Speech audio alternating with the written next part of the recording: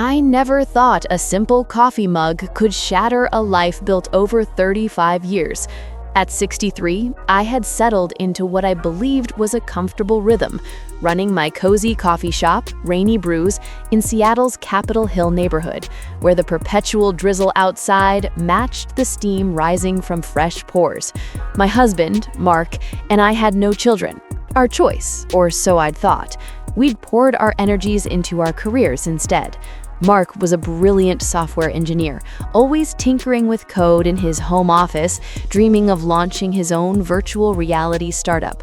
We'd met in the 80s at a tech conference in San Francisco, back when computers were clunky beasts and the internet was a whisper.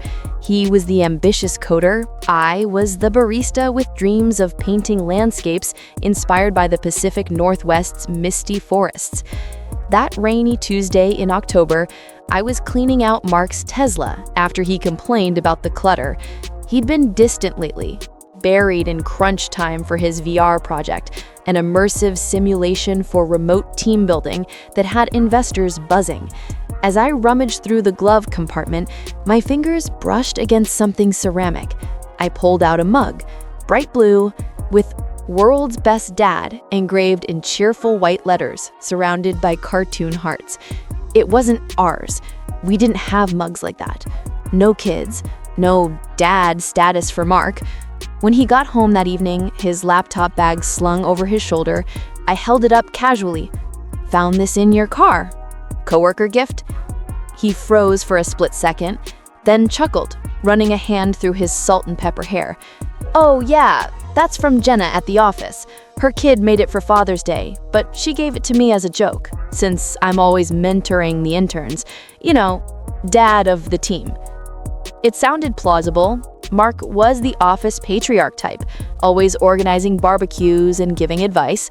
But something nagged at me. The engraving looked custom, not a kid's scribble. And why hide it in the glove box? That night, as rain pattered against our Queen Anne home's windows, I couldn't sleep. Mark snored peacefully beside me, oblivious. I'd always trusted him. Our marriage was built on mutual respect, or so I believed. But at 63, with retirement looming, doubts crept in like Seattle fog. The next morning, I opened the shop early. Rainy Brews was my sanctuary. Exposed brick walls, local art, some mine from years ago, and the aroma of Ethiopian beans. My regulars trickled in, techies from Amazon and Microsoft, artists, and the occasional tourist dodging puddles. One of them, Alex, a young hacker who freelanced cybersecurity, nursed his latte at the corner table. Alex, hypothetically, if someone wanted to track a phone without them knowing, he raised an eyebrow, grinning. Hypothetically, family locator apps are easy, but if it's sneaky, you'd need access to their iCloud or something. Why, Diane? Mark cheating? I laughed it off, but his words planted a seed. That afternoon, while Mark was at a meeting, I borrowed his phone under the pretense of checking a recipe. I installed a discreet GPS app we'd used years ago for a road trip. Guilt twisted in my gut, but curiosity won.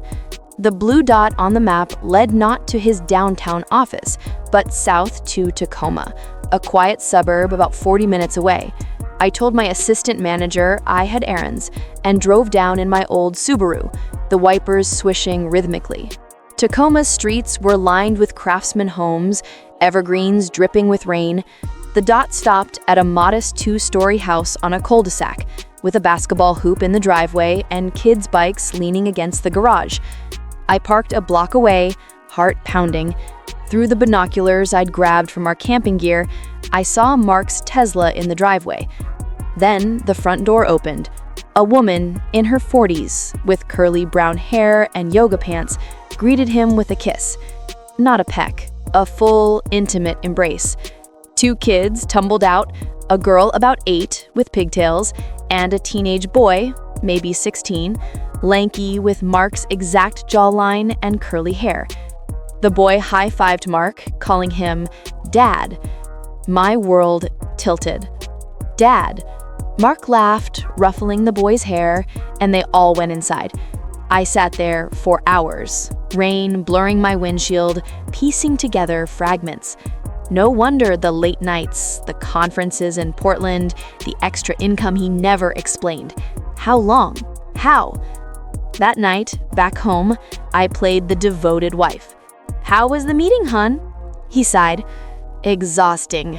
Investors are pushing for the demo next month, but we're close." I nodded, smiling through the nausea. Inside, a fire ignited. Not just anger, but a resolve I'd buried long ago. Before Mark, I'd been an aspiring painter, exhibiting in small galleries. Marriage and the coffee shop had sidelined that. Now it was time to reclaim something. Over the next week, I became a detective. Using community connections, Seattle's tight-knit scene helped. I reached out to Sarah, a former barista now at a PI firm. For a fee paid in cash, she dug into Mark's finances. "He's got a second identity," she whispered over coffee at my shop. "Marcus Reed. Fake SSN, driver's license. He's been using it to bid on contracts at rival firms. Amazon Web Services, undercuts, that sort of thing. Insider trading light." "How?" I asked, stunned. "His VR startup? It's a front. He's siphoning code and ideas from his day job, selling under Marcus. The Tacoma house is under that name. Mortgage paid with laundered funds." The pieces fit. The unexplained bonuses, the gifts from clients. Mark, or Marcus, had built a parallel life, complete with a family. The woman, Lisa, was a graphic designer. They'd met at a tech conference 5 years into our marriage. No, Sarah's report said 17 years ago. The 8th Ethan was 16. The math was cruel. I confronted the timeline in my mind. 17 years ago, Mark had a sabbatical after a supposed burnout. I'd supported him, thinking it was stress. Instead, he'd started this. The girl, Sophie, was 8, conceived during one of his business trips. Pain morphed into strategy. Mark's big VR demo was in 3 weeks at a Seattle convention center, pitching to venture capitalists. His prototype? A virtual world where teams solved puzzles together. Ironic, given his puzzle of lies. Alex, the hacker regular, became my ally. "I can help you," he said, when I confided, omitting names. "I can rig the demo to broadcast a feed, but it's risky hacking his system." "Teach me." I insisted. Nights, while Mark slept, I learned basics, accessing his cloud, planting a backdoor. My hands, calloused from years of grinding beans, now typed code. It felt empowering, like picking up a paintbrush after decades. I drove to Tacoma again, this time parking closer. Through the window, I saw the family dinner. Mark carving roast, Lisa laughing, Ethan on his phone, Sophie drawing. It was domestic bliss. My life, mirrored but younger, fresher. Did he love them more? Was I the relic? One evening, as I watched, Ethan stepped out for a walk. He looked so much like young Mark. Artistic too, sketching in a notebook under a street lamp. I almost approached him, but drove away instead. The demo day arrived. Gray skies, tech buzz at the convention center. Mark was nervous, adjusting his tie. "Wish me luck, Di. This could change everything." "It will," I smiled, kissing his cheek. I'd slipped into the back end that morning, uploading a hidden file, a montage of evidence, photos from Sarah, bank statements, the Tacoma house deed, even a video I'd secretly recorded of him with Lisa. As investors gathered in the VR room, donning headsets, Mark launched the demo. Welcome to Team Forge, a world where collaboration knows no bounds. In the virtual space, avatars appeared in a forest puzzle, but midway through, the screen glitched. My code activated. The forest dissolved into reality. Projected on massive screens, the montage played. Mark Thompson, or is it Marcus Reed? A voiceover, mine distorted, narrated. Images flashed. Dual IDs, wire transfers, family photos from Tacoma. Gasps rippled through the room. Mark ripped off his headset, face ashen. "What the? This is a hack!" Investors murmured, phones out. One, a sharp-suited VC, stood up. "Is this true? Bigamy? Fraud?" "It's a mistake," he stammered, but the damage was done. Security escorted him out as whispers turned to outrage. I slipped away, heart racing. Back at the shop, I closed early, pouring myself a black coffee. The rain intensified, matching my tears. Relief, not sorrow. The fallout was swift. News hit tech blogs. Seattle engineer exposed in double life scandal. His company fired him. Investors pulled out. Lisa, learning the truth, kicked him out. He crashed on a friend's couch, begging me for forgiveness via texts I ignored. Divorce papers followed, handled by a lawyer friend. I got the house, half the assets, clean since his fraud tainted the rest. The coffee shop thrived. Regulars rallied, turning it into a hub for betrayed spouses' support groups. But the real change was internal. I dusted off my easel, transforming the shop's back. The VR demo loomed. Mark was excited, practicing his pitch. "This is it, Di. Millions in funding." I nodded, hiding my plan.